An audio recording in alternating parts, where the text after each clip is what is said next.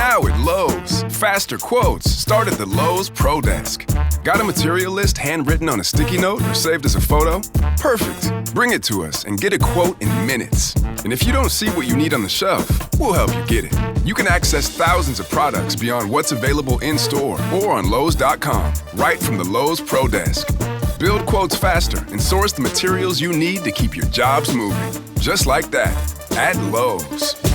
Hey listeners, this is Peter and welcome back to the History Shorts. Today's episode is brought to you by the Podcast Republic, your ultimate listening app. Discover and subscribe to thousands of podcasts from around the world.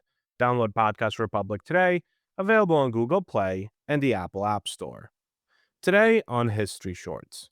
On October 16th, 1972, a small Cessna 310 took off from Anchorage, Alaska, bound for Juneau. On board were 4 people. One of them was Hale Boggs, the majority leader of the United States House of Representatives, the second most powerful member of Congress, a man who had served on the Warren Commission investigating the Kennedy assassination. The plane flew into the Alaskan wilderness, and it was never found. Not the plane, not the wreckage, not the passengers, not a single piece of debris. The United States military conducted one of the largest search and rescue operations in all of Alaskan history, covering 325,000 square miles over 39 days. And they found nothing. Hale Boggs was declared legally dead in 1973. He remains missing. Our history brief today returns to Today in Context and why the world just can't quit oil.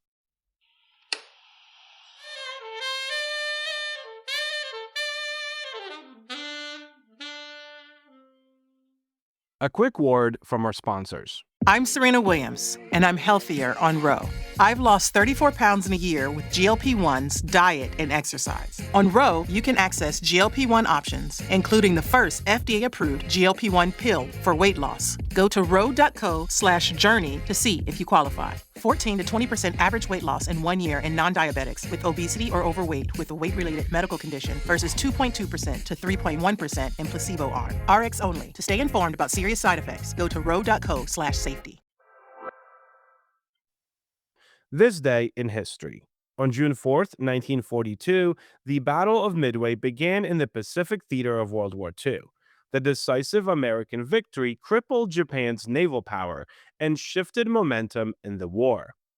On June 4th, 1989, the Tiananmen Square crackdown reached its deadly climax as Chinese troops moved through Beijing to clear protesters demanding democratic reform. Story of the day. The Alaska Triangle is not an officially designated geographic zone, so let's just get that out of the way. It is a name applied by those who study the region's unusual history of disappearances to the area bounded roughly by Juneau in the southeast, Barrow in the north, and Anchorage in the south. It encompasses some of the most remote, most hostile, and most geographically complex terrain on Earth. Within that triangle, the statistics are genuinely striking.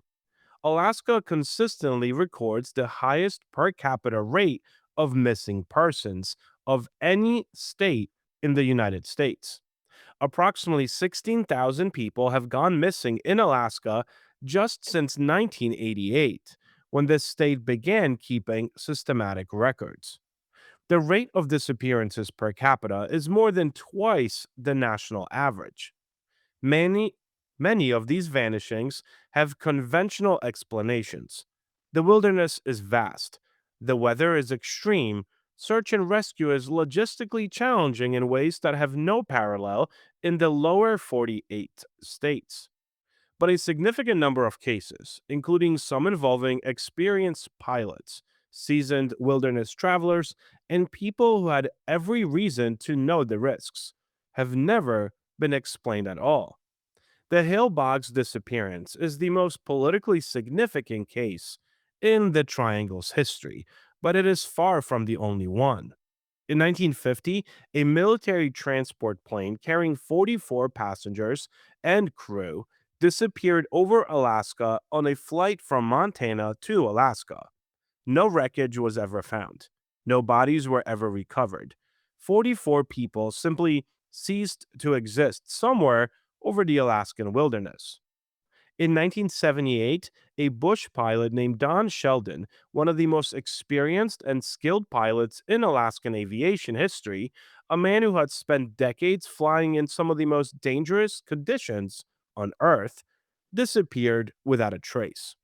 The pattern across these cases is consistent in a way that goes beyond statistical coincidence.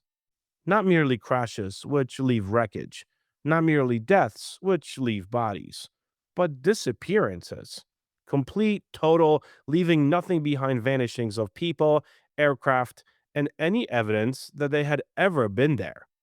The natural explanations for the Alaska Triangle's disappearance rate are substantial and should be taken seriously before anything else is considered. Alaska is enormous. At 663,000 square miles, it is more than twice the size of Texas. Its wilderness is genuinely trackless. Glaciers, mountain ranges, tundra, forest, and coastal terrain that can swallow a small aircraft as completely as an ocean.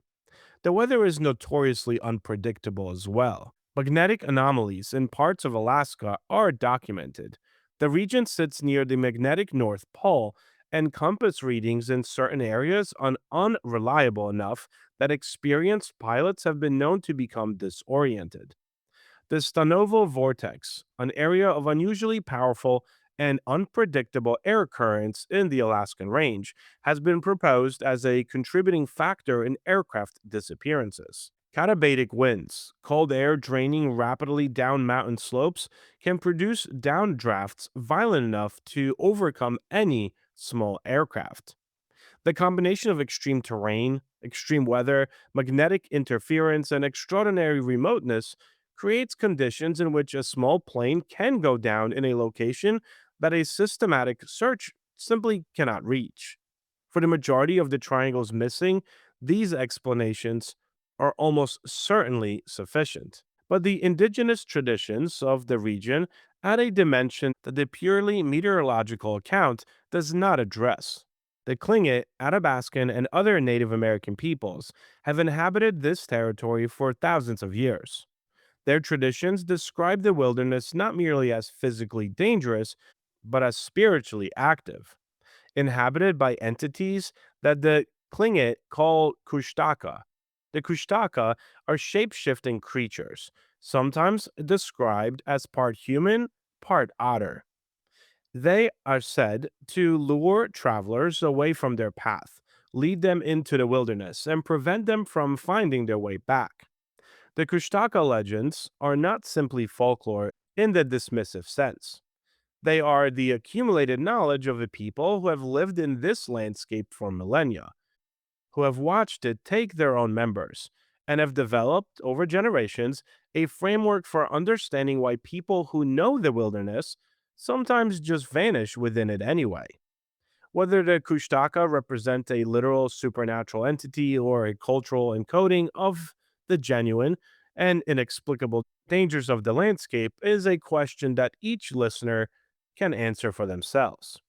What is not a question here is that the indigenous people of the region recognized, long before outside observers began compiling statistics, that this particular piece of the earth had an unusual appetite for the people who entered it.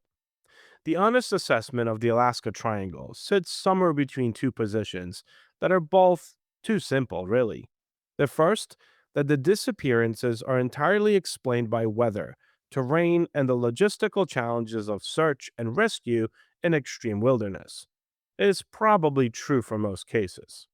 The second, that something genuinely anomalous is operating in the triangle, something beyond the capacity of conventional explanation, is impossible to either confirm or dismiss given the evidence available. What can be said with confidence is this: the Alaska Triangle is real in the sense that matters most. People go in, and they do not come out. Aircraft disappear without leaving debris fields. Searchers Searches covering hundreds of thousands of square miles find nothing. The wilderness keeps its secrets with an efficiency that has defeated the United States military, the best search and rescue teams in the world, and the most determined private investigators. The History Brief. We return to Today in Context, a segment where I try to analyze some current events through a historical perspective. Today, we're going to look at why the world can't quit oil. Every few years, the world seems to declare the end of oil. A new climate agreement is signed, electric vehicles sales surge, renewable energy breaks another record. And yet, despite decades of warnings, innovation, and political promises, the global economy still runs overwhelmingly on oil. So, why can't the world quit oil? Well, part of the answer is indeed historical. Oil didn't just become another fuel source during the 20th century, it became the foundation of modern civilization itself. Cars, airplanes, plastics, fertilizers, shipping, global trade, suburban development, or modern warfare, and industrial agriculture, actually, all became deeply tied to petroleum. By the post World War II era, entire economies had effectively been designed around cheap oil. And once infrastructure is built around something, changing that becomes incredibly difficult. Highways, suburbs, airports, container shipping networks, and global supply chains all assume that oil would remain abundant and relatively inexpensive forever. In many ways, modern life itself became an oil powered system. Then came moments that exposed just how fragile that dependence really was. The 1973 oil crisis shocked the world when OPEC embargoes caused fuel shortages and soaring prices.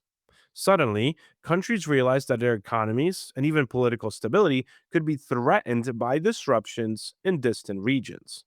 That crisis sparked pushes for energy independence, fuel efficiency, and alternative energy research.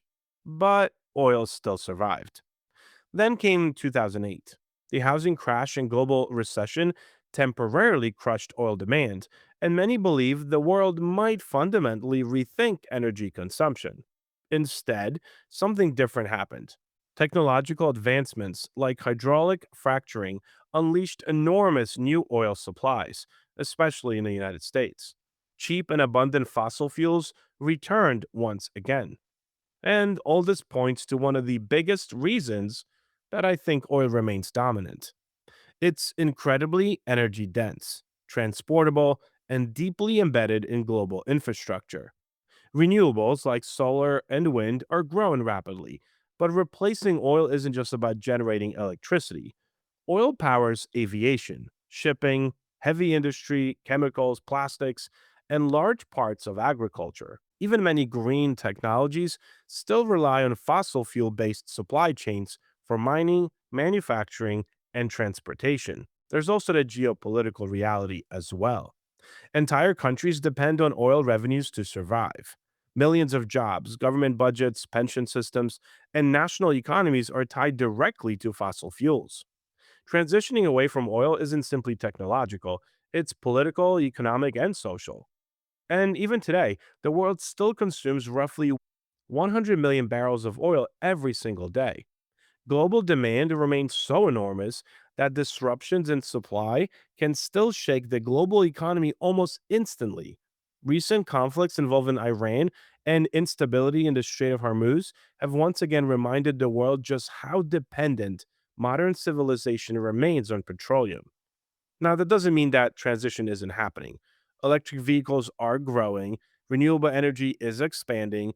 Some experts believe we may eventually look back on oil the same way we now view coal powered steam engines, transformative but temporary. But history suggests also that energy transitions rarely happen quickly. Wood gave way to coal over centuries. Coal gave way to oil gradually, not suddenly.